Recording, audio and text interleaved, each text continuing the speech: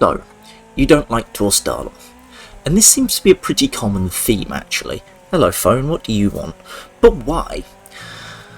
Well, we're going to start with what Wreckfest is most loved for, wrecking. Now, despite this being one of the most open maps in the game, the terrain off track is actually very difficult to navigate. Given that you don't run into the invisible walls lining the middle, it's also extremely bumpy, which will just scrub away all of the momentum that you have. This makes it nearly impossible to cross the track and head on into a player. Not to worry though, there is a few spots you can play around with. On to what most people actually watch my channel for, competitive racing. In no uncertain terms, on this track, competitive racing is, well, a nightmare. People complain that the track is narrow. This actually isn't a problem at all. Okay, let me explain.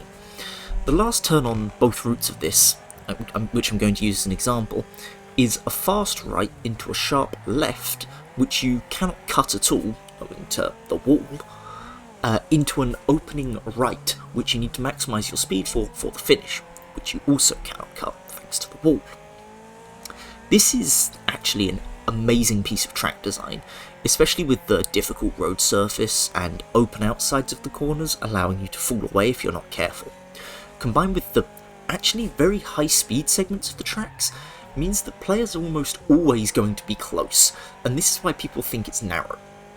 When you're racing side by side, the track just feels narrower. That's just the way racing is.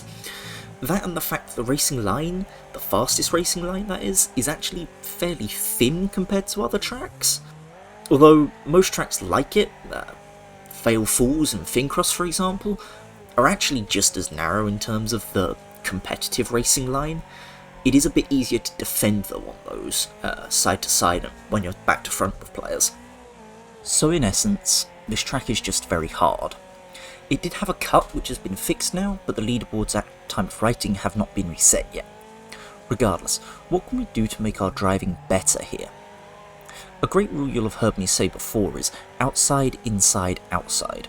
This is the typical route that you should use for a racing line, but on this track it is the wrong line for a large amount of it. What it'll do is it'll set you up in a terrible position for the next corner, which is instantly there upon the exit of the turn. And if you aren't sideways all the time, you're just going to go wide and crash, like you actually saw me do the lap before. So instead we're going to go outside, outside, inside. This will slow our car down a lot more and is a far harder position to defend from, but is a lot faster in the next corners. See the green line. The red line that you can see is the line that we would otherwise be taking, which, for the clockwise version of the track, is actually correct.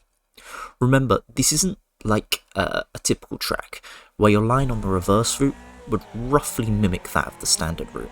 As the track goes from tight winding turns to flat out speed very regularly, that makes it almost impossible to take the same lines. As far as fighting goes, you're kind of reliant on not fighting at all in order to catch up to players ahead of you.